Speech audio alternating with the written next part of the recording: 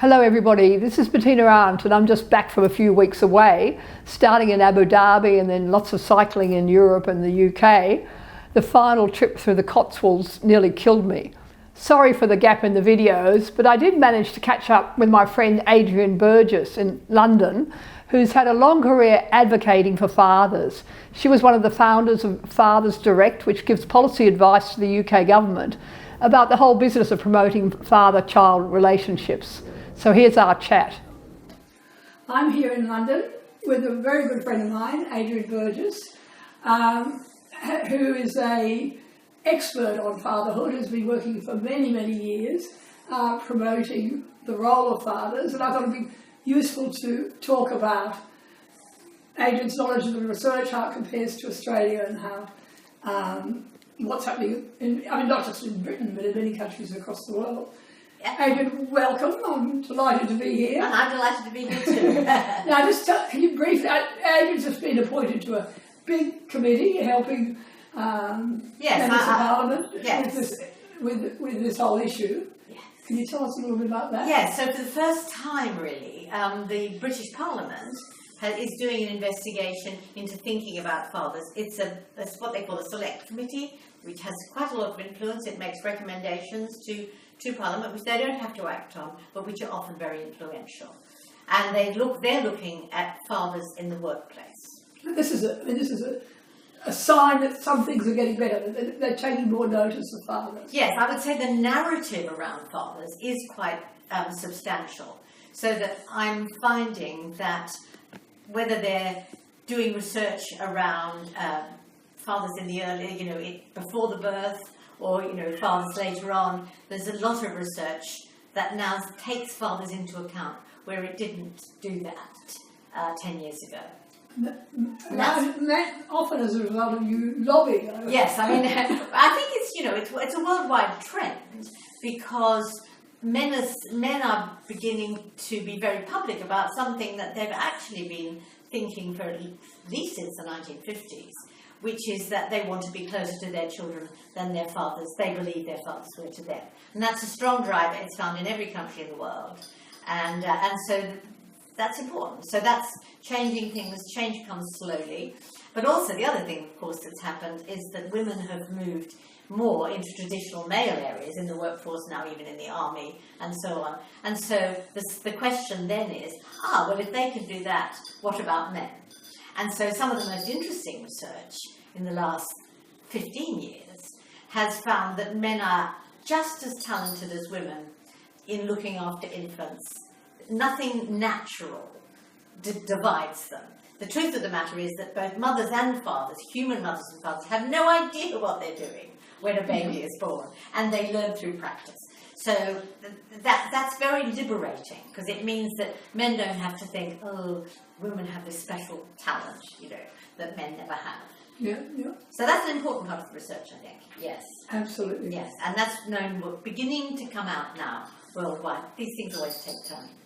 I should say that Adrienne and I actually grew up in Canberra, but we didn't know each other. No. And I first heard of you when you wrote what was really a path-breaking book about fathers. Yes. And when was that? That was I wrote this book in mid-1990s. It published in 1996 and then another edition in 97.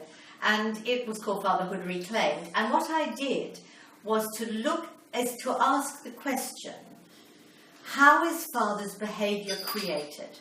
What are forces that shape men's behaviour as fathers? I just think we've often talked about the gatekeeping issue with mothers and fathers. And there's this constant complaints that men don't do enough and they don't help with the housework enough, and how much that is influenced by women wanting to hang on to their traditional territory and not wanting men to get good at it. That's right. So, and what's very interesting there is that the least confident mothers and mothers who are suffering from depression and anxiety are the most likely to keep the fathers out. Yeah. So if you think about gatekeeping, you also have to think of mothers in two ways, because the research shows this really clearly. Some mothers are conduits to father involvement. Yeah. Right? They're confident mothers for whom that nothing is better than sharing. Yeah. And then in some, especially as I said, the unconfident mothers, they're hanging on to their roles. And what we have found over the last 15 to 20 years is a huge shift in the attitudes of men.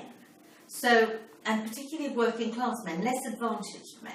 So if you ask a question such as, is a preschooler damaged if its mother works, right? That sort of question.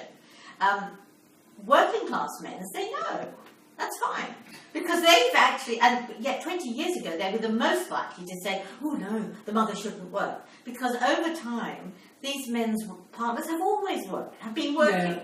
So they've got used to this whole idea. So attitudes tend to follow what's going on in households. So it's very interesting that some of these are the more less advantaged men actually have the most progressive attitudes. Yeah.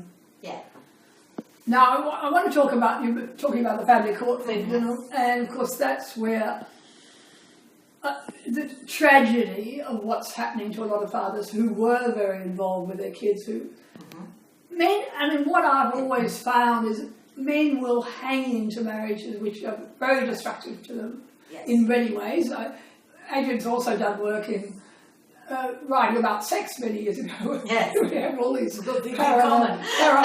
Anyway, I remember you two picked up on the fact that some men won't leave their marriages because they know that they'll lose their children, or they're afraid they'll lose their children. Yes.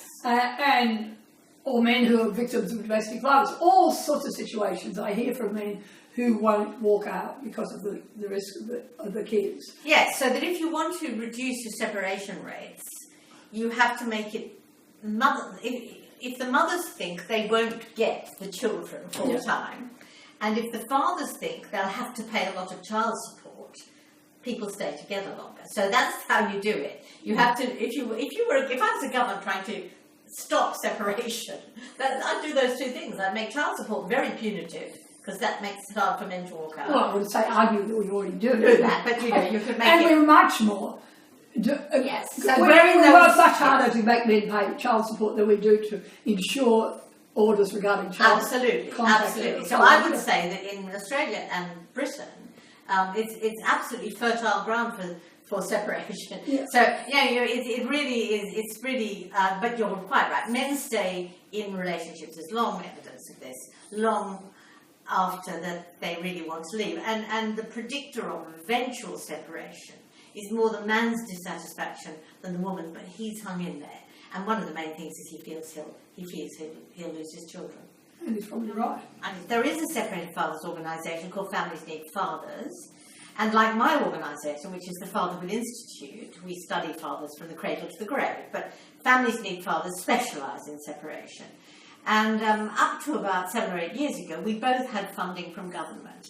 And Families Need Fathers run a helpline, which is other fathers giving a hand. I was talking to them not so long ago, and I said, how are things going? And they said, well, you think in general, the courts are more likely to recognise the father as important. They said, that's our impression. But they haven't got absolute data on that. They said, it seems to be better. But where the problem still lies is that if the mother doesn't play ball, and a lot of them do, once the court's spoken to them, they actually then, But if she won't play ball, then the courts are very reluctant to enforce. So that's the problem. So you get this hardcore of cases where the mother is very intransigent. Sometimes she's intransigent for good reason. She has very strong worries about the father's capacity as a parent. And many separated fathers have strong worries about the mother's capacity to parent. This is something that's common across the two. So, but they won't enforce. So in Canada, they're much more likely to threaten a mother by saying, we're going to change residence and give the child primarily to the dad. It's called the friendly parent sort of principle.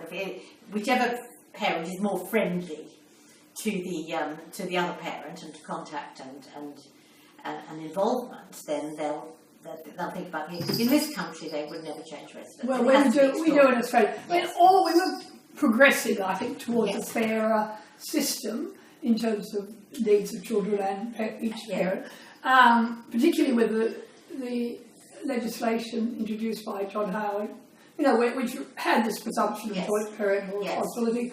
And I think that what happened there is most families well, parents make the decision to separate and work it out for themselves. I mean, luckily only a tiny proportion end up in court. Yes. But it's in this whole issue of in the shadow of the law. What the law says has an influence on the counsellors, on the lawyers giving people advice. And there was a big shift. Everyone tells me that.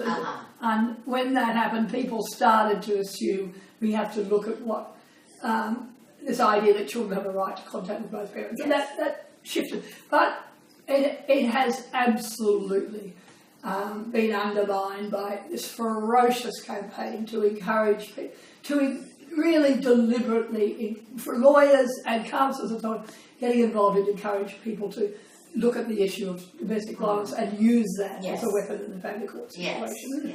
And it's just been disastrous. I mean, I was part of that reform of the family law under John Hart, and to see it all swept away by this idea that we can hand the women, the lawyers can hand the women this huge weapon which will allow women to get exactly what they want by alleging domestic violence. It has just been a disaster. We have campaigners and law reform people all over the country saying this is what's happening, and no one's taking any notice. And then the other thing that happened in Australia, I think, that happened here was the Macintosh research, which said, children under 5 should never stay in 2 households or whatever it did.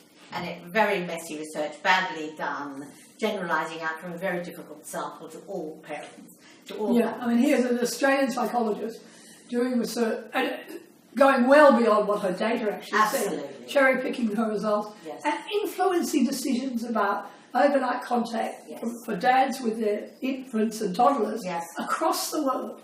Across the world. It's happened here.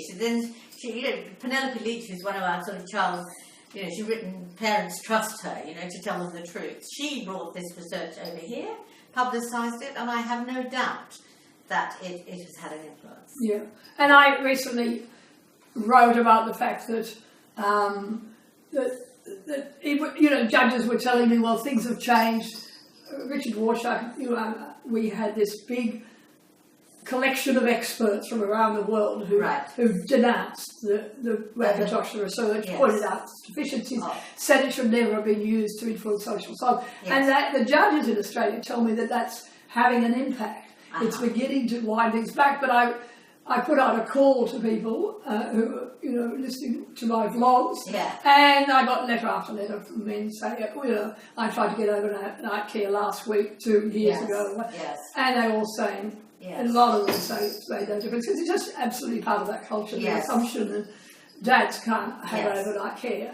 And it's such a lie, of course, because everybody knows mum, here we have the cat, you see our cat's tail. What's the good news? What's getting better? What's getting better? Well, I suppose what's getting better is what ordinary dads are doing. Yeah. Right. So in a way, the policy and everything is slipping behind. I think that it's very important that there has to be a lot of talk, and there is talk, though not very good action here or in Australia. But talk is important around the parental leave, defining the father as a carer right from the beginning. So we do have good news, say, from Sweden, where it's now just over 20 years since they introduced what's called the Daddy Month, which was a month of leave, of parenting leave, that the father was to take,